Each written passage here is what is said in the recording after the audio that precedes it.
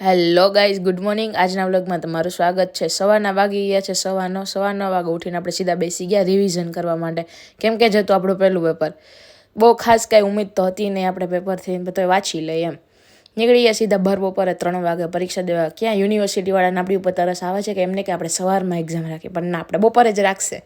પછી hall ticket લઈને અને બોલપેન લઈને આપણે સીધા પહોંચી ગયા કોલેજની અંદર. મળશું પછી આપણે એક્ઝામ દઈને.